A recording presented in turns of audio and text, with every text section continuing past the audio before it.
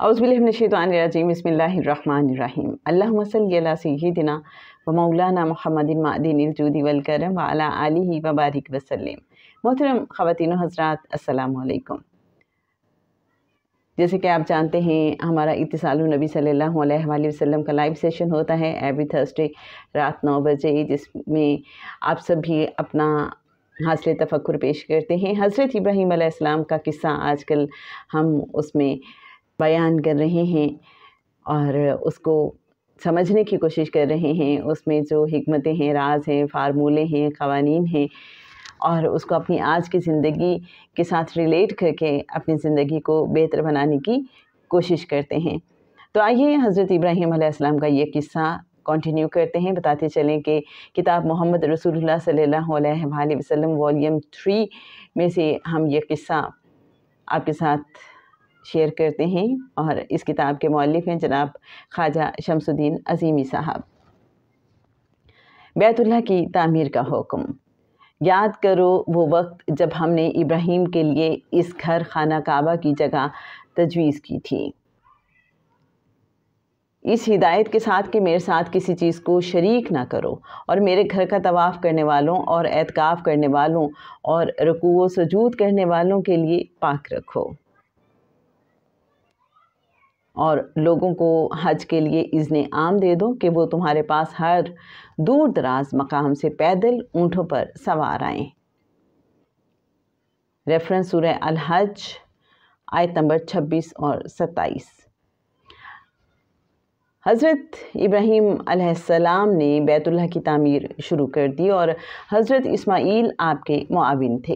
खाना काबा की दीवारें जब इस हद तक ऊंची हो गईं कि मज़ीद तामीर के लिए पहाड़ की ज़रूरत महसूस हुई, तो एक पत्थर पर खड़े होकर तामीर का काम मुकम्मल किया गया। यही पत्थर मकाम इब्राहीम के नाम से आज भी काबा शरीफ में मौजूद है।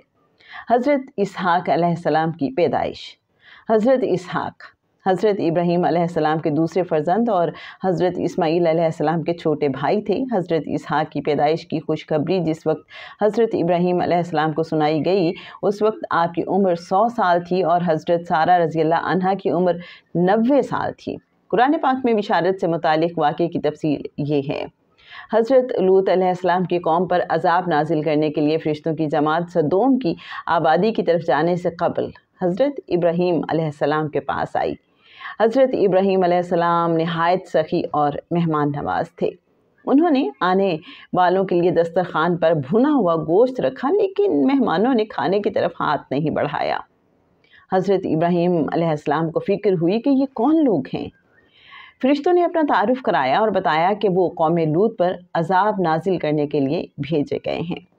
फिर उन्होंने हज़रत इब्राहीम अलैहिस्सलाम और उनकी बीवी हज़रत सारा रज़ियल्लाहु अन्हा को हज़रत इसहाक़ की पैदाइश की बिशारत दी। फ़रिश्तों की ज़बानी बिशारत सुनकर उन्हें हैरत हुई कि आखिरी उम्र में बांझ औरत के औलाद कैसे हो सकती है।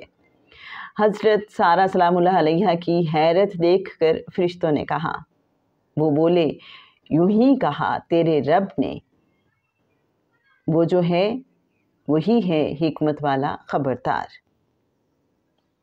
सूरह अज़ारियात आयत नंबर 30। इसहाक़ असल तलफ़ुज़ के एतबार से यज़हिक है। ये इब्रानी ज़बान का लफ्ज़ है जिसके मायनी है हंसता हुआ। मकफ़ीला। हज़रत इब्राहीम अलैहिस्सलाम ने 3 शादियाँ की। पहली बीवी हज़रत सारा रज़ियल्लाहु अन्हा से हज़रत इसहाक़ पैदा हुए। हज़रत इसहाक़ बनी इसराइल के जद्दे आला हैं। अंबियाए बनी इसराइल का सिलसिला हज़रत इसहाक़ से कायम हुआ। दूसरी बीवी हज़रत हाजरा सलामुल्लाह अलैहा थी। इनके वतन से हज़रत इस्माईल पैदा हुए। ख़ातिमुन नबिय्यीन हज़रत मोहम्मद मुस्तफ़ा सल्लल्लाहु अलैहि वसल्लम का सिलसिला नसब हज़रत इस्माईल अलैहिस्सलाम से जा मिलता है। हज़रत सारा ने किनान यानी हब्रोन में 127 बरस की उम्र में वफ़ात पाई।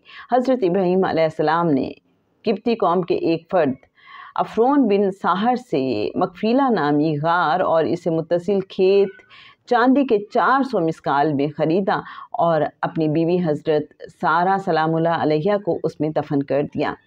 हज़रत सारा रज़ियल्लाहु अन्हा की वफ़ात के बाद तीसरी बीवी हज़रत कतौरा सलामुल्लाह अलैहा हज़रत इब्राहीम अलैहिस्सलाम की ज़ौजियत में दाखिल हुई। حضرت قطورہ سلام اللہ علیہ کی اولاد سے حضرت شعیب علیہ السلام کا سلسلہ قائم ہوا۔ حضرت ابراہیم علیہ السلام کی طبعی عمر 175 سال بیان کی جاتی ہے۔ آپ مقفیلہ غار میں حضرت سارہ سلام اللہ علیہ کے پہلو میں دفن ہیں۔